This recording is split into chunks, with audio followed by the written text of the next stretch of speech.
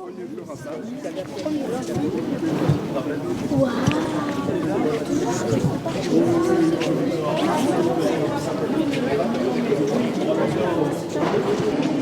elle est là, Odette, la reconnaît. Ça, c'est les appels demandés. Ce sont les dessins de l'Agora. Ah, et c'est lui qui a créé l'Agora, c'est lui. Il y a le magasin juste en bas là, où il y a la Tifa, il y a le snack en bas. Oui. Là-bas ici, c'est le magasin de mon père, de M. Tir. Et lui, c'était un commerçant qui faisait crédit à toutes les familles qui n'avaient pas d'argent pour manger, donc il les aidait. Et voilà. C'est trop gentil. C'est trop gentil, ouais. Pour vous permettre de rendre un grand hommage à des habitants du quartier qui ont milité au sein de ce quartier du Grand Saint-Barthélemy d'une part, mais d'autre part, qui sont aussi décédés dans ce quartier. C'est le dénominateur commun que nous pouvons dire concernant ces habitants. Donc, en 2004, je vous rappelle qu'il y a eu un nom de rue, au nom de Monsieur Tir, excusez-moi. Donc c'est grâce au soutien et à l'accompagnement de M. Denis Rossi que nous avons pu obtenir cette première inauguration de Nondoré. Donc nous remercions vivement. D'autre part, nous voulons remercier nous, au comité Mabéga ainsi que le collectif des associations du Grand Saint-Barthélemy, M. Carapis qui est directeur du protocole de la mairie de Marseille, ainsi que M. Ricard qui nous a énormément soutenus dans le cadre de ce projet. Donc je propose que ce soit Jean-Pierre Eya qui vienne vous présenter cette excellente exposition qui a été réalisée par l'ensemble des partenaires du Grand Saint-Barthélemy. Donc Jean-Pierre, ne te cache pas, il faut que ce soit présenté. Merci.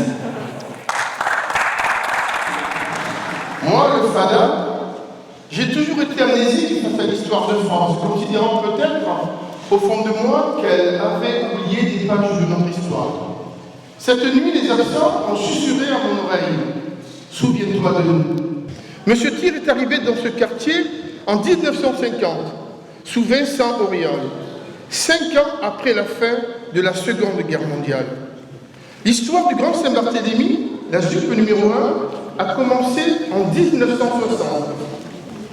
Nous sommes les héritiers des anonymes, issus de la traite négrière ou descendants des colonies, de ceux dont on parle peu dans les manuels d'histoire, mais ceux dont Marseille se souvient et rend hommage à ce jour.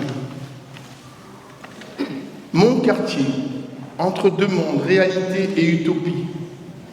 Ceux qui ont été témoins de mes premiers émois ne sont plus. Le cadre est pourtant là, et tout est si différent. Il n'y a plus la même saveur. Je suis étranger dans cet endroit où s'est écrit mon histoire. Seuls les murs répondent à ma mémoire. Cette page arrachée à ce lieu qui n'est plus le mien, et où d'autres rires d'enfants déjà écrivent à leur tour une nouvelle page. Là, c'est la vôtre, les enfants, aujourd'hui. Seuls les témoignages de ces vies minuscules révèlent cette histoire passée, ces récits fondateurs, détenteurs de trésors, selon l'expression de Pierre Michon, récits de modestes personnes, mais aussi de professionnels qui évoquent leurs souvenirs d'enfance, de jeunesse ou d'expériences survenues. C'est tout ce que vous allez découvrir là. Notre histoire à la Busserine s'est écrite entre la fin des 30 glorieuses, 1945 et 1975, et celle des 30 piteuses, 1975 et 2005. Création du territoire de la ZUP en 1960, décision de la création de la ZUP numéro 1 par arrêté ministériel et construction de la cité Picon, sur l'emplacement de la campagne Picon. Et de 1960 à 1972, la construction de la cité de la Busserine, la construction de la cité Saint-Barthélemy III, construction de la cité des Flamands et Héris, de la copropriété du Mail, construction de la cité de la Benosse. La population de la ZUP se veut être le reflet d'une mixité sociale réussie. Elle accueillera 3 types de population, celle du centre-ville, démolition du Vieux-Port et bombardement de 1945, celle des bidonvilles, celle des rapatriés d'Afrique du Nord et d'Égypte. L'origine de la population de la ZUP au départ, c'était la cohabitation de diverses populations d'origine maghrébine et afro-antillaise, européenne, de toute origine, espagnole ou gitan, italien, arménien, portugais. Donc lorsque vous allez déambuler à travers ces panneaux, vous allez voir des dates. En 1968, un comité de chômeurs est créé à la Busserie. En 1970, le premier passage du bus à la Busserie. En 1973, la création de l'association de locataires de la Busserie avec Jacques Marty. En 1975, grève des charges à l'initiative de l'association des locataires. 1980, assassinat de Lawari Ben Mohamed. 1982, création de l'association Assure. 1983, la marche pour l'égalité et contre le racisme, la marche des beurs. 1984, création de l'association Baudien Soul. 1986, création de l'association Sheba. 88, création de l'association du comité Maméga. Traversant les politiques de droite et de gauche, nos militants se sont battus afin de donner une âme et plus d'humanité à ce quartier de 1960 à 2018.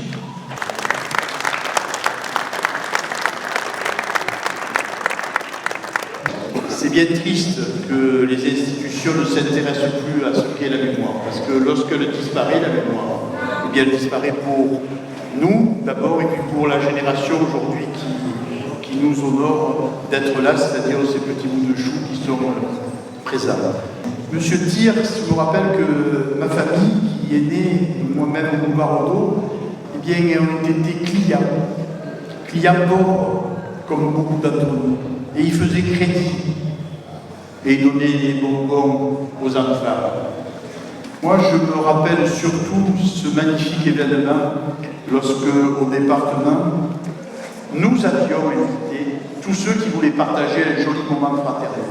En deux temps, un temps de mémoire, de réflexion, d'analyse, que tu avais animé, Karina, avec celle de Raymond Tarello et quelques-uns, dans une séance publique, et puis dans ce magnifique hall, qui est un hall prestigieux du département, qui n'avait jamais été ouvert à personne, où nous étions plus de 2000. 2000 venus sans carton d'invitation, sans être VIP, sans venant partager un moment fraternel autour de ce qu'était M. Thiers, sa mémoire et sa famille. Il était sûrement une personnalité comme celles qui sont, non pas à nos pieds, puisque les cadres sont en bas, mais ils devraient être dans les hauteurs, celles et ceux dont vous allez entendre parler tout à l'heure. Madame Égard, Odette Aragonais, Jacques Marty. Toutes ces personnalités et bien d'autres, vous savez, quand je parle de Tarragonnais, je me dis où elle est Solange Garet. Quant à Jacques, lui, dans le bidonville de Fontvert que tout le monde a oublié, pas ceux qui sont ici, mais avec la jeunesse ouvrière chrétienne, il donnait des habits, de la chaleur, de la fraternité à ceux qui n'en avaient pas. Et c'est tout à l'heure la déclinaison qu'a fait Jean-Pierre Égard de tout le déroulé de ce quartier qui est une histoire commune. Alors là, je revois et reconnais quelques personnalités qui honorent aussi de leur présence cette manifestation. Pierre Rastouin, ancien maire et un grand humaniste. J'ai échangé avec le directeur du centre social Flamand Lys, et je me rappelle, il y a 2015, une petite impasse pour leur donner le nom d'Aimé Césaire. Une impasse, Aimé Césaire. Faites-moi rebelle à toute vanité, mais docile à son génie comme le poing à l'allongée du bras. Faites-moi commissaire de son ressentiment, faites-moi dépositaire de son sang. Faites de moi un homme de terminaison, faites de moi un homme d'initiation, faites de moi un homme de recueillement, mais faites aussi de moi un homme d'ensemencement. Faites de moi l'exécuteur de ces œuvres hautes. Voici le temps de se ceindre les reins comme un vaillant homme. Mais les faisant, mon cœur, préservez-moi de toute haine. Ne faites point de moi cet homme de haine pour qui je n'ai que haine. Car pour me cantonner en cette unique race, vous savez pourtant mon cœur, vous savez pourtant mon amour tyrannique. Vous savez que ce n'est point par haine des autres races que je m'exige bêcheur de cette unique race. Que ce que je veux, c'est pour la faim universelle, pour la soif universelle, l'assommer, libre, enfin, de produire de son intimité close la succulence des fruits. Aimé Césaire.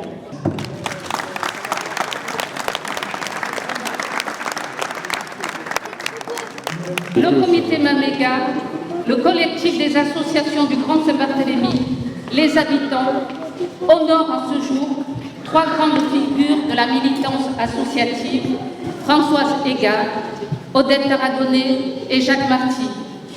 Dorénavant, 3 nouvelles rues créées dans le cadre du PRU de Saint-Barthélemy porteront leur nom en mémoire de leur engagement au service de tous. Revenons quelques secondes sur la genèse de ce travail porté par le comité Maméga. Que des rues puissent porter les noms de ceux qui ont marqué l'histoire sociale et militante du quartier. Monsieur Thiers n'est plus. Enterré au pays natal, ceux qui l'ont connu sont attristés de ne pouvoir se recueillir sur sa tombe. Durant plus de 40 ans, il fut parmi les membres les plus aimés, respectés de cette communauté, inscrite et enracinée dans le Grand Saint-Barthélemy. Certes, son souvenir est encore vivant chez ceux qui l'ont connu, mais les autres, comment leur transmettre l'histoire de ce marchand de biens? Lors de la première présentation de l'ouvrage en 2002, dont vient de parler Denis Rossi, une idée fut celle des frères Égard, Jean-Marc et Jean-Pierre. Pourquoi une rue de quartier ne porterait-elle pas le nom de Thiers Macoubi? Pourquoi pas aussi d'autres rues portant les noms d'hommes et de femmes du Grand Saint-Barthélemy? À ce moment-là, nous ne connaissions pas encore le projet de rénovation urbaine avec dans son escarcelle la création de nouvelles rues. Permettez-nous de faire un retour en arrière, et je serai quelque peu redondante avec mon collègue Jean-Pierre Égard, excusez-nous par avance, sur l'histoire de la militance associative du Grand Saint-Barthélemy, à laquelle Françoise, Odette et Jacques furent des artisans infatigables d'un vivre ensemble si précieux. Une erreur, pas n'importe laquelle, d'appréciation sera à l'origine de la fabrique de l'histoire sociale et militante du Grand Saint-Barthélemy. La capacité d'accueil des classes d'école qui a été calculée en fonction des normes nationales alors qu'il fallait les doubler au regard de notre démographie locale. Ainsi, des enfants allaient à l'école le matin et d'autres l'après-midi. Intolérable pour les ménages issus de la classe ouvrière et des petites classes moyennes, qui mettaient dans l'école de la République l'espoir d'une ascension sociale pour leurs enfants. Très vite, la contestation gronde, mais elle s'organise pour construire de nouvelles classes scolaires, mais la demande s'élargit à d'autres revendications. L'épicentre de cette effervescence citoyenne a été la maison de quartier Bussery. En son sein, se structure un collectif d'habitants et d'associations qui, après plusieurs dénominations, deviendra le centre social, l'Agora. Ainsi, grâce à la mobilisation des habitants, des équipements socioculturels et sportifs sont construits. La création du parc Fronton-Obscur sera arrachée en lieu et place d'un programme de logement. La génération de Françoise, Odette et Jacques continuera le combat tout en transmettant aux nouvelles générations le goût certain d'un militantisme au service du bien commun. Honneur à d'autres figures qui ont marqué cette génération. C'est de Ramon Tarello, Marie-Sandro Fonti, Madi Bonheur, Huguette Fauquet et tant d'autres. De nouveaux visages apparaissent, ceux de Marie-Geneviève Martin, Anne-Marie Kagawa, Christian Béchy, alors jeune directeur du tout nouveau centre social des Flamands, qui feront bien entre les années 70 et 80 à aujourd'hui. Ces années 80-90, que nous disent-elles? L'arrivée de la gauche au pouvoir au début des années 80 favorisera, notamment grâce à la modification de la loi 1901, l'émergence de nouvelles associations dont certaines sont toujours en activité. Sheba, Comité Maméga, la Maison des familles et des associations, la Crèche de l'Œuvre et tant d'autres qui ont marqué durablement l'histoire du quartier. Petit clin d'œil à Zoubida Megheni, Bania Meshba, Jean-Pierre Égard, Moustapha Aftari et tant d'autres, tous nourris aux idéaux portés par leur génération précédente.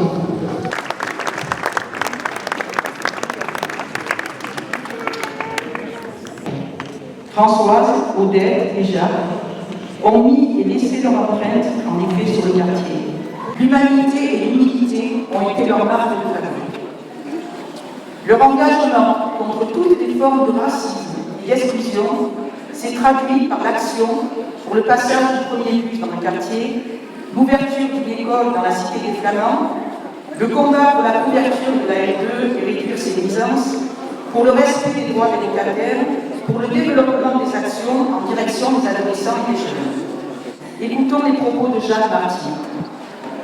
Je ne pouvais rester indifférent et passif devant les difficultés sociales des habitants de ce quartier. Comment améliorer la cohabitation de personnes aussi diverses?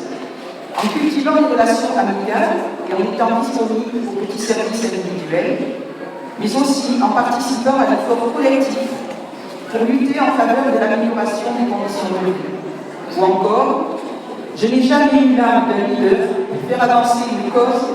J'essaie d'être à l'écoute de ce petit peuple dont je fais partie. Être présent au milieu d'eux pour comprendre ce que c'est d'être sans nom, sans influence, sans pouvoir dans notre société, de se sentir rejeté ou mal aimé. Ils furent de ceux des gens qui luttèrent par conviction et n'ont pas attendu une quelconque récompense pour cela. Ils furent de ces hommes qui firent de leur vie et de la lutte pour leurs concitoyens de toutes origines et de toutes religions une grande cause. Puissent enfin nos enfants et leurs contemporains retenir le meilleur de ces leçons à poursuivre leur combat. Les jeunes adultes participant aujourd'hui au collectif jeune, à l'association à la foot, au club de foot, à l'animation d'actions comme les conseils de jeunes et les animations de quartier, inscrivent leur engagement dans tout ce qui permet de tisser du lien. Ils contribuent à leur manière à la vie sociale et aux solidarités. Il nous revient de poursuivre les combats de ceux que nous honorons aujourd'hui, de transmettre leur histoire dans le récit collectif du Grand Saint-Barthélemy, comme celle de simples habitants du quartier et de la ville tout entière. Ils ont été des êtres exceptionnels, au parcours singulier et inédit. Honorer leur mémoire aujourd'hui, c'est honorer aussi tous les acteurs engagés dans toutes les formes d'action collective et citoyenne, comme celle des habitants du quartier de Noailles, celle des habitants de Maison Blanche, d'Herbert, du Petit Séminaire, des citoyens solidaires du 59 Saint-Just, des travailleurs de l'Agonal, qui aujourd'hui organisent des solidarités, continuent à interpeller les pouvoirs publics et les institutions pour que les droits de tous soient respectés. Les adolescents ont réfléchi en atelier sur ce qu'il signifie pour eux l'engagement citoyen. Ils ont parlé de valeurs humanistes, d'honnêteté, de refus du sectarisme, d'œuvrer pour le bien commun dans l'intérêt collectif, de solidarité, de fraternité, d'humanité et de respect. Et enfin, et c'est peut-être une des choses les plus importantes, de servir et non de se servir. De servir et non de se servir. J'aimerais rajouter quant à moi la loyauté, la proximité, la fidélité, et c'est ce qui est commun peut-être à tous les gens qui ont traversé la vie de ce quartier. Ces adolescents et ces jeunes adultes, habitants le Grand Saint-Barthélemy, sont regroupés aujourd'hui au sein d'un collectif, c'est la nouvelle génération. Ils se disent eux-mêmes héritiers de l'histoire des citoyens engagés qui ont marqué la vie du Grand Saint-Barthélemy. Un poème, un slam, qui a été écrit par un jeune homme qui se surnomme Mehdi Lessoumi et qu'il a écrit à propos de l'hommage, entre autres à Jacques Marty, qui dit « Entre silence et innocence, je rêve d'un monde sans violence. Partage de valeurs sans médisance, tous frères et sœurs d'une même essence. D'où qu'on vienne, qui que l'on soit, double culture, même foi, l'humain progresse contre les rois, tous solidaires pour le droit. Insoumission, une main sur le cœur, on ne refera pas les mêmes erreurs. Ils ont créé le règne et la peur, ensemble on renverse la vapeur. Ici dans la cité, on crée la fraternité, peu importe nos différences. Mais dis l'insoumis. Dans le pays d'où je viens, il y a des personnages singuliers qui restituent la mémoire des anciens. Ces hommes ou ces femmes, mi-griots, mi-poètes, commencent toujours leurs histoires ainsi. Cri! Et à chaque fois qu'ils interpellent la foule, le petit peuple répond en écho aux interpellations du conteur. Essayons, vous comprendrez mieux. Qui? Yakri. Yakri.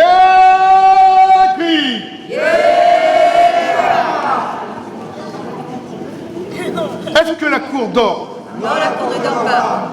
Alors, messieurs et dames de la société, si la cour ne dort pas, laissez-moi vous conter l'histoire du petit peuple busserine. Petit, mais plein de cœur et de générosité. L'accomplissement de la migration prend souvent l'apparence du paradoxe du tas de sable. À l'origine, on voit quelques résidus arrachés à la roche-mère. Ces petits grains de pierre qui seront transportés par le vent dans la direction qui est la sienne. Mais que sur le chemin surgisse un léger obstacle où s'interpose un petit accident de terrain qui serviront de premier accident de parcours et de premier point de rétention pour le premier grain de sable déposé. Et c'est le début de la formation de la dune que l'on ne verra que lorsqu'elle aura atteint sa taille adulte. Abdelmalek Sayad.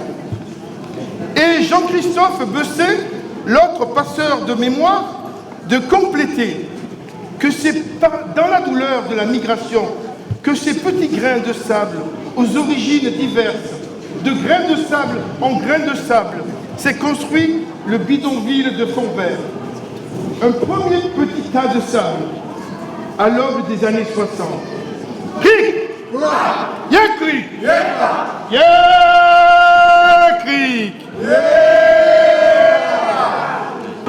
C'est dans mon village de la Busserine, en 1970, que je veux m'arrêter. Je veux arrêter le temps. Écoute plus souvent les choses que les êtres. La voix du feu s'entend, entend la voix de l'eau. Écoute dans le vent le buisson en sanglots. C'est le souffle des ancêtres. Les maisons n'étaient jamais fermées à clé. Les échanges étaient quotidiens. Madame Piazzolla me faisait des pâtes en sauce et je lui donnais volontiers mon goût. Jean-Pierre dit « Les yeux de Belkacem s'illuminent quand il raconte ». Et il continue donc. Il y avait aussi le marchand de glace, à l'allure de personnage de film, Monsieur Amaro, au physique fort et aux cheveux argentés. Il y avait le vendeur de pain de glace qui, dans son véhicule, avec son crochet, approvisionnait aussi la glacière du marchand de glace, qui lui venait dans le quartier avec sa Citroën décapotable, bariolée de rose et de bleu. Le marchand de tapis, qui les portait sur l'épaule, et qui, tel un personnage des Mille et une nuits, criait « Taï, Taï », immigré lui aussi, qui ne parlait pas trop bien le français. Le marchand de pognes, qui scandait les pognes d'avant, les pognes d'hier, les pognes d'avant-hier. Le prix différait en fonction de la date de fabrication et donc de la fraîcheur du produit. Le marchand de chansons. L'accordéoniste jouait les airs du moment. Claude François, Sheila, Ringo, Aznavour, Fugain, Sylvie, Johnny. Ô temps suspend son vol, et vous, heure propice, suspendez votre cours. Laissez-nous savourer les rapides délices des plus beaux de nos jours. Cric! Yakri! Yakri! Yakri! Cet homme dans le magasin au regard bleu azur, ce marchand de biens, c'est le père de Caddy, Monsieur Tire. Pour nous, les enfants du quartier, c'était un peu le Père Noël. Mais il y avait aussi Myriam Vinotti, Mimi pour les intimes, avec son petit chien noir. Il y avait la Passionaria de Picon, Marie Santofanti et ma mère. À elle trois, elle formait un trio de choc face aux politiques et il n'était pas bon de les contrarier. Monsieur Lippi s'occupait du troisième âge et du cercle de boule. Monsieur Sebami de l'amicale des locataires, des Algériens. Le père Maurice et le frère André. Puis un jour est arrivé dans le quartier Jacques Marty, cet homme discret et humble, au pouvoir de dissuasion, habité par l'amour de son prochain, dont beaucoup ignoraient qu'il était prêt. Qui? Très vite, au bien-être de la Bourgogne, avec sa toile et son franc-parler, s'est engagé dans l'association des locataires. et elle a pris le relais de nos trois mousquetaires, de nos trois pionniers. Notre quartier aux mille et une couleurs. Monsieur Gonga, avec un drapeau au balcon pour le 14 juillet. Marguerite Jouve, Madame Ousseini, Madame Diaz da Silva, Madame Chambel. Et un peu au-dessus de nous, dans la cité des Flamands Iris, Madame Mascri, Madame Bérebou qui a animé et lutté pour l'éducation des enfants. Et plus près de nous, Zora Berich, avec sa verve, sa colère et sa passion au service des plus démunis. Zouida Begui et son engagement pour les valeurs universelles.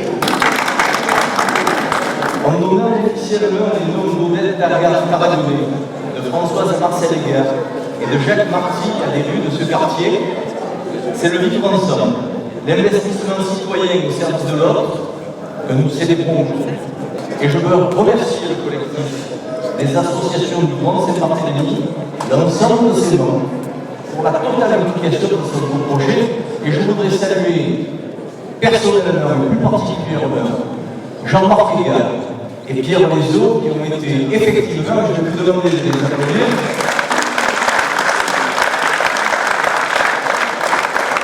parce que c'est grâce à leur implication, leur détermination et leur rendre de l'heure, pour parler un petit peu vulgairement, que nous sommes aujourd'hui réunis.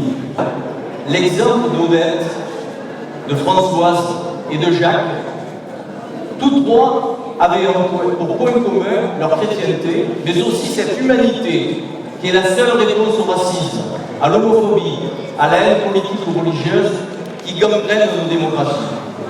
Militante d'action sociale, Odette Caradonné, dont les aïeux avaient fui le génocide arménien, était de ces madones des cités qui, dans l'eau, contribuent à maintenir la paix civile.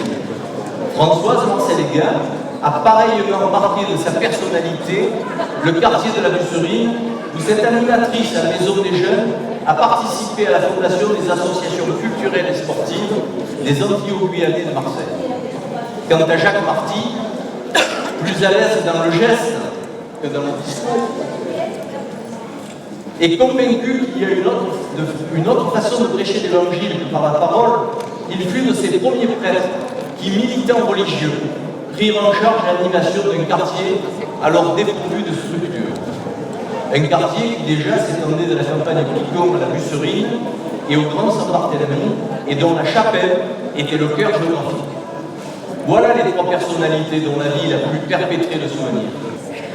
Car au-delà d'honorer de belles personnes, des figures militantes et emblématiques de ce quartier où elles ont vécu et lutté pour améliorer les conditions de vie des habitants, ce projet contribue à un souci de transmission pour les générations d'aujourd'hui et de demain.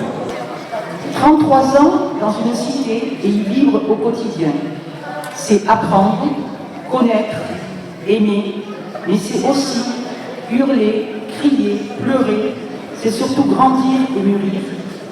J'ai rencontré, nous disait Odette, je ne sais combien de directeurs, de présidents, de chefs d'agence, des bons, des moins bons, des pertinents et des concurrents aussi.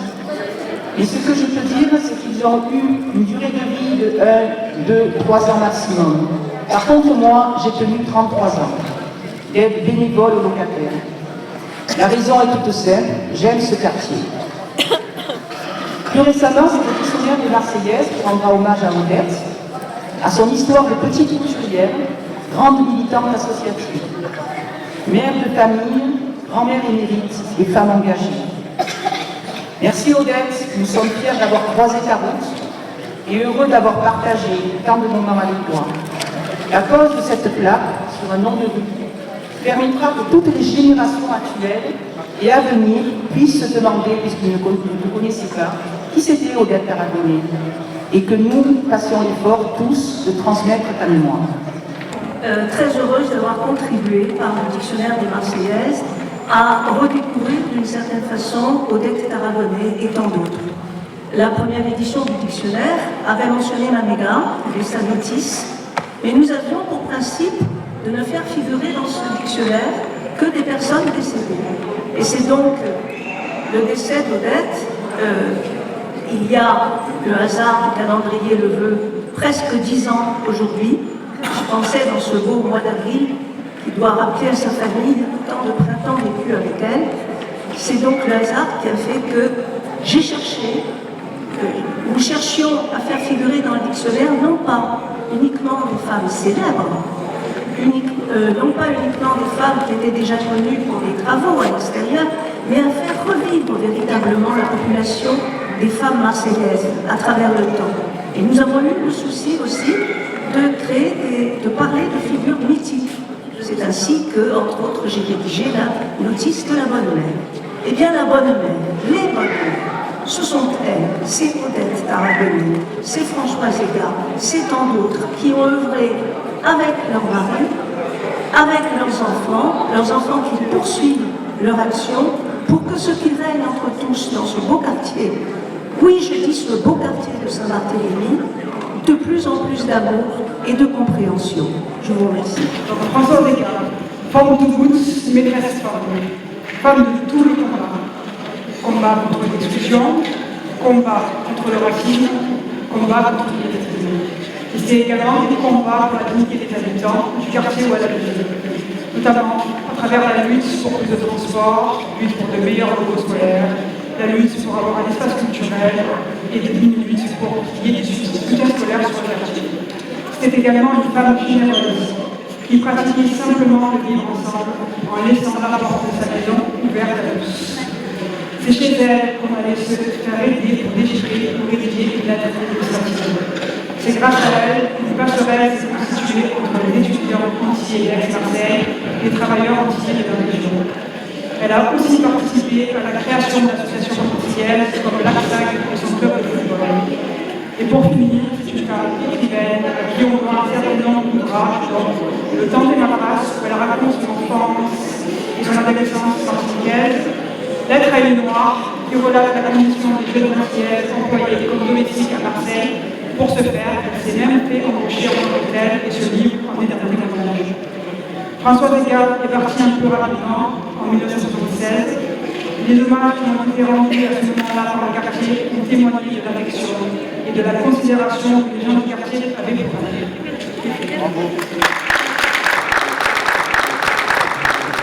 Jacques aura donc partagé la vie des habitants de ce quartier qu'il aimait tant pendant 48 ans. 48 années de présence humble, solidaire, serviable et combative. Avec chevillé au cœur l'admiration envers tant et tant de militants associatifs et travailleurs sociaux qui ont œuvré sur ce territoire. Jacques y côtoiera une autre grande figure du quartier, mise à l'honneur aujourd'hui, Françoise Ega, Mame Ega. Tant d'années de partage de la vie simple des gens d'ici et d'investissement social militant, puisant dans la ténacité des militants mis en commun la force d'améliorer inlassablement les conditions de vie des habitants et le vivre ensemble. Cela rejoint ce que Jacques disait lui-même, « Ma vie ne m'appartient pas, elle appartient aux gens de ces quartiers auxquels je me suis consacré. » C'est un texte de Mustapha Aftari, un ancien éducateur du quartier qui doit être ici. Il a écrit il y a moins de 30 ans. Il était un quartier, quartier de vie, quartier d'amis. Il était une maison, maison d'amis, maison d'association. Il était un quartier, quartier de vie, quartier de lutte, quartier de larmes, quartier d'âme. Il était gens d'honneur, gens de cœur. Il est une jeunesse si grande de générosité, si assoiffée d'égalité, et pourtant, elle se consume dans le brasier de l'oubli. Il est aujourd'hui un quartier, une maison, une association, une jeunesse, des gens pleins d'espérance et de courage qui marchent vers leur destin. Leur route a déjà été longue et souvent douloureuse, mais que valent la souffrance et l'exil face à la reconnaissance du travail accompli depuis tant d'années pour sortir de l'oubli les femmes et les hommes de ce territoire. Merci Jacques d'en avoir été une cheville ouvrière. Bravo. Je suis ému car je suis moi-même un enfant de ce quartier. Avec ma famille, nous sommes arrivés à Marseille en 1966. Mon père travaillait au chemin de fer et nous avons habité à la cité SNCF de Saint-Barthélemy, qui est juste de l'autre côté du grand rond-point. Et je garde de Jacques Marty un souvenir plein de gratitude. C'était un homme droit sans être raide. C'était un homme bon sans être naïf. C'était un homme engagé sans être moralisateur. C'était un croyant et un militant. Un homme simple, attentif à chacun, débordant de bon sens et de respect des personnes sous un œil rieur. Il aimait sa cité et il aimait les gens. Il était un homme de Dieu. Il vivait avec sa communauté des petits frères de Jésus qui continuent à être ici un signe de fraternité, un signe prophétique, un signe de l'amour inépuisable de Dieu pour chaque être humain, quelle que soit sa culture, ses convictions et sa religion. Aujourd'hui, pour moi, c'est donc comme un retour aux sources dans ce quartier pauvre, mais où les habitants sont dignes et cherchent le plus souvent la paix et la justice. Et moi, le seul souhait que j'exprime aujourd'hui, c'est qu'on ait encore, et je sais qu'il y en a, des pépites qui travaillent sur ce territoire, qu'on ait encore ces énergies-là qui permettent aux plus jeunes de pouvoir s'épanouir, de pouvoir faire en sorte qu'elles puissent devenir médecins, chirurgiens ou bouchers si elles le choisissent. Mais en tout cas, ouvrir le champ des possibles, comme ces personnes-là qu'on va saluer, dont on va saluer la mémoire, l'ont permis pour des personnes comme moi. Merci. Alors, ben, c'est les enfants qui vont tirer. Les enfants qui vont tirer. Oui.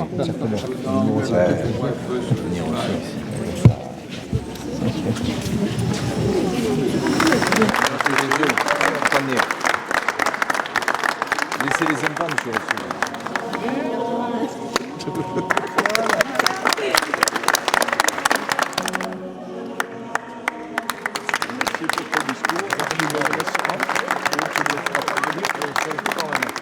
Écoute plus souvent les choses que les êtres. La voix du feu s'entend, entend la voix de l'eau. Écoute dans le vent le buisson en sanglots. C'est le souffle des ancêtres. Le souffle des ancêtres morts, qui ne sont pas partis, qui ne sont pas sous la terre, qui ne sont pas morts. Ceux qui sont morts ne sont jamais partis. Ils sont dans le sein de la femme, ils sont dans l'enfant qui vagit et dans le tison qui s'enflamme. Les morts ne sont pas sous la terre. Ils sont dans le feu qui s'éteint. Ils sont dans le rocher qui geint.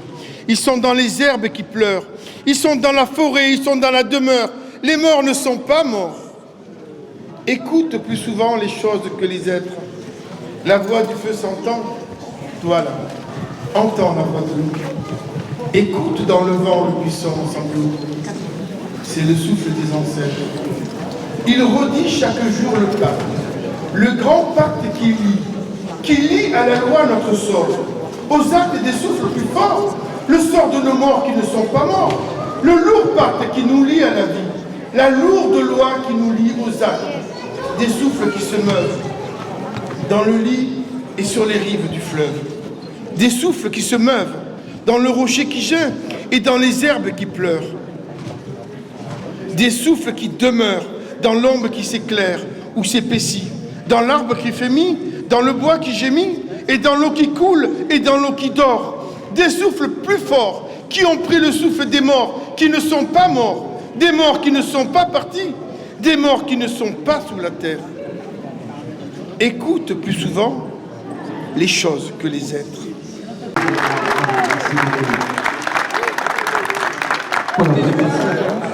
C'est un hommage au militantisme,